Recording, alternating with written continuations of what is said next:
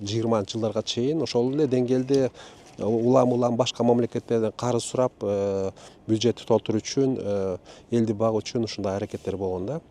20-жылдан кийин өзүбүз баарыбыз көрүп турабыз, кескин түрдө өзгөрүү болуп ошол эле жанагы бажы жана салыктан түшкөн акчалардын негизинде зарплатанын көбөйүшү бул деген элдин мүмкүнчүлүгүн көбөйттү, суроо талап көбөйдү. Ошол себептен элдин мүмкүнчүлүгүнө жараша өндүрүлгөн продукциялар көбөйө баштады, суроо талап көбөйө баштады.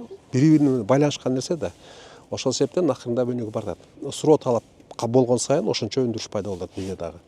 Анан билесиздер, бизде эң негизги принцип бул импортозамещение. Себебинде импорттолуп келген продукцияга биз көзөмөл кыла албайбыз, жөнгө сала албайбыз.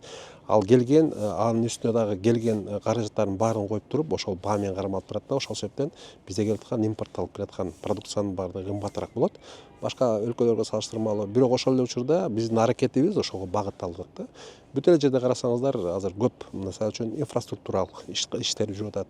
Инфраструктура бул деген жол деген бул экономиканын өзөгүн түзөт. Ушул тармактагы абдан жакшы кетип атат. Өндүрүш тармагы жакшы кетип атат. Мисалы үчүн 23-22 жылдары экономиканы, өндүрүштү колдош үчүн чакан жана орто бизнеске абдан көп кредит берилди.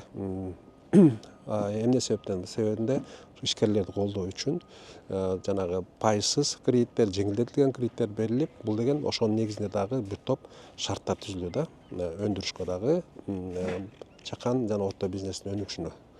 Ошонун баардыгы совокупности, баардыгы бириккенде жыйынтыгында ушундай жакшылыктарга алып келди. Себебинде учурунда керек болгон, суроо талапка ээ болгон ишканалардын баардыгы азыркы учурдагы суроо талапка жооп бербей калды.